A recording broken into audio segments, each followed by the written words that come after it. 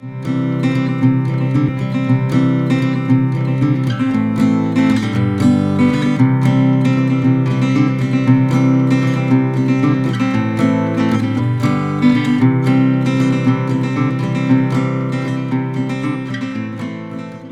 to today's episode of the Hillbilly Kitchen.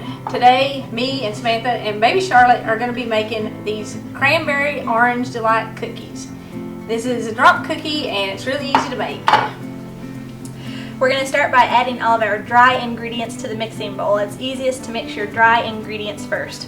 So we're going to add 2½ cups of flour, all-purpose flour, to the mixing bowl. 3/4 cup of white sugar. And our orange zest. To zest an orange, you need a grater, and you want a fine grater. And you're going to grate the orange into fine little pieces. This is going to go directly into your mix. I've already started this orange.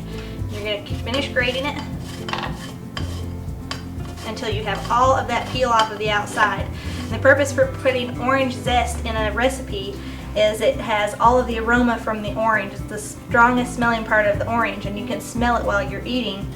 And your sense of smell is directly related to your sense of taste, and you get more taste when you have a stronger smell in your food. The better it smells, the better it tastes.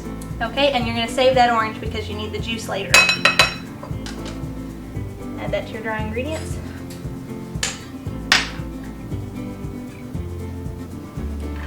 Okay, and then we're going to stir it.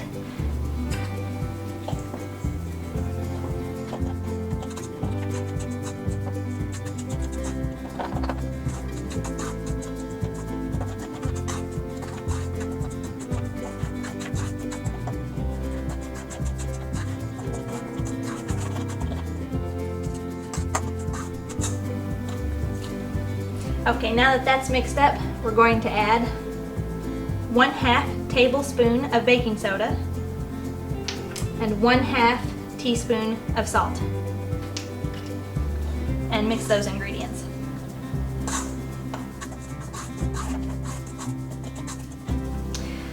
Now that our dry ingredients are mixed, we're going to add all of our wet ingredients. This is 1/2 cup of sour cream,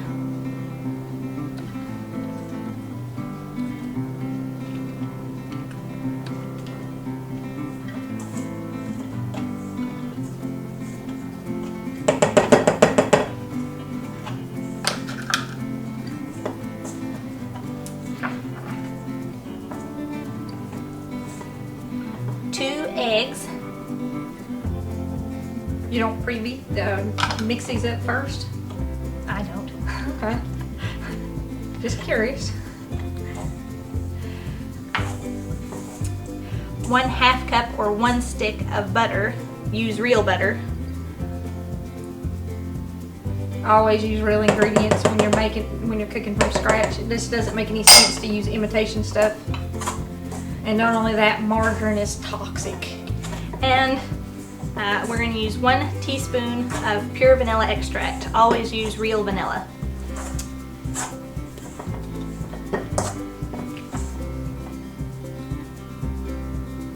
I can smell that orange.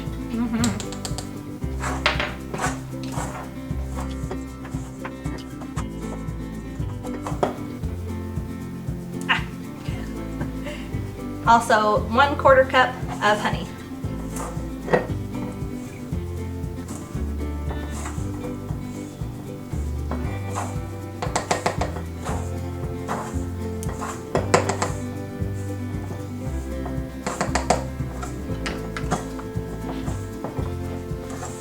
You want me to stir for a while?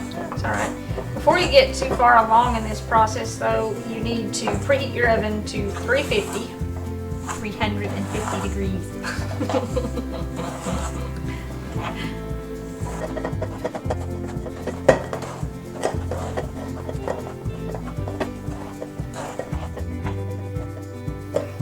Alright, cranberries. Okay, after all of your wet and dry ingredients are mixed, you will add 1 cup of dried cranberries and mix those in by hand.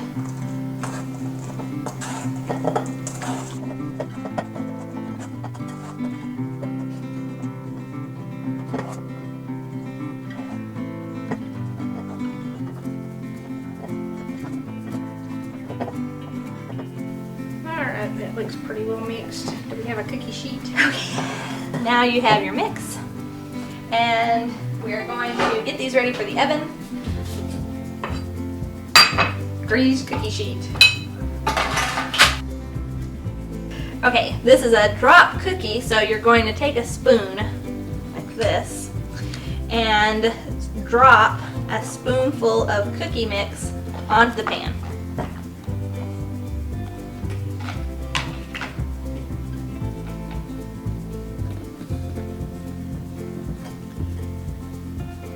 Drop cookies are so easy because you don't have to flour up a countertop and roll them out.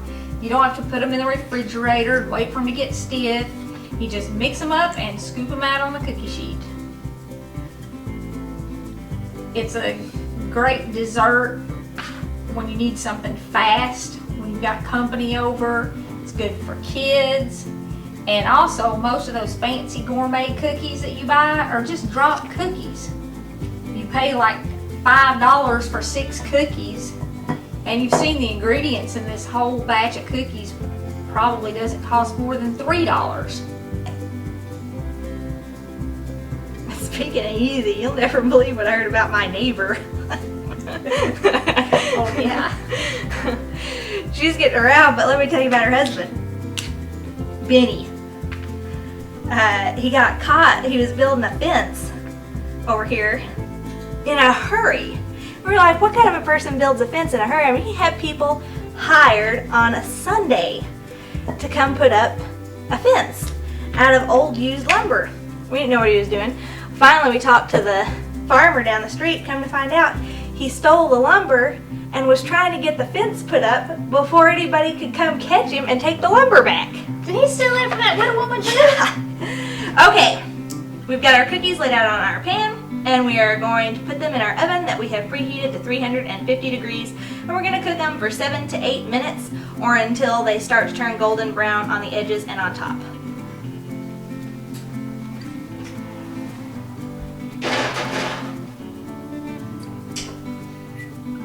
Keep an eye on them, don't let them burn. And cooking times will vary. Samantha has a convection oven, which cooks much faster. I have a regular oven. I would probably have to bake them 12 to 14 minutes at 350 because a regular oven doesn't cook as fast as a convection. Okay, put your dough to the side. You'll finish those later. Now we're going to work on this orange frosting that's on top of these things.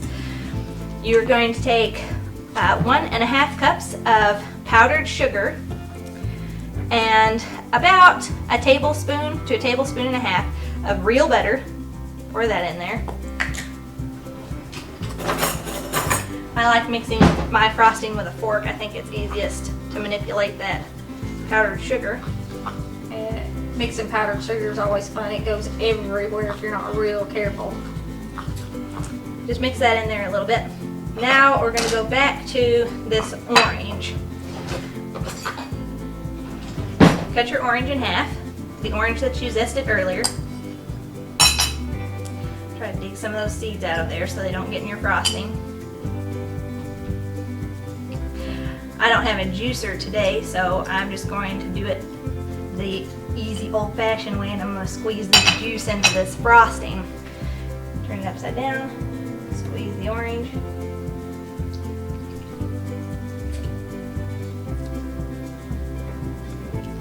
There's a seed, let's get that out of there. And the other side of the orange. And what you're looking for is the consistency of a glaze. So you might need to add a little more orange. We'll just mix it up and we'll see. Most of the time, one regular orange will give you enough orange juice to make this icing. What about vanilla? Have any vanilla in No. it? No? I'll put vanilla in everything. This is real Hold on. basic. There's another one. Add a little crunch to the cookies.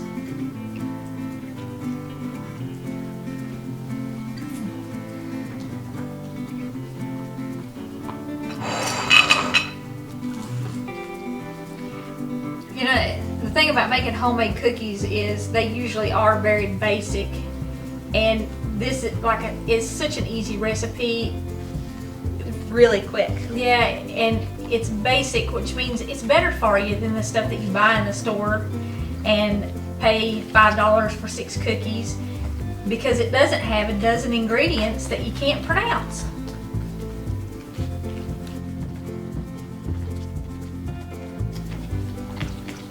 It looks pretty glazy. I think I see, yeah, oh, I thought I saw another one. Oh no. It'll surface again. Yeah. If you do get a seed in it, you'll find it before it's time to glaze the cookies. Okay, and that is the consistency that we want. You want it to be kind of runny because of the way you're going to apply it to the cookies later.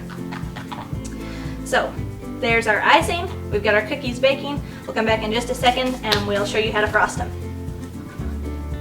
So what are they going to do about him robbing that old widow woman? So anyway, the whole neighborhood has shunned him. Nobody will speak to him anymore.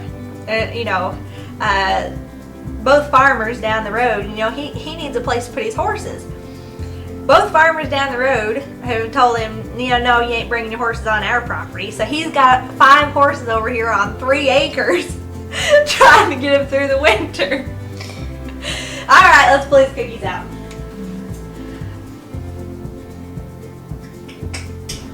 And we've got our cookies where they've got a golden brown finish on top.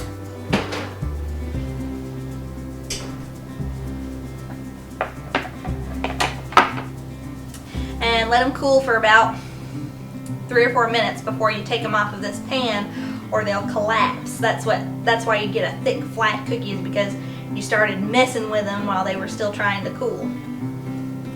Okay, our cookies are done, and then we've let them cool.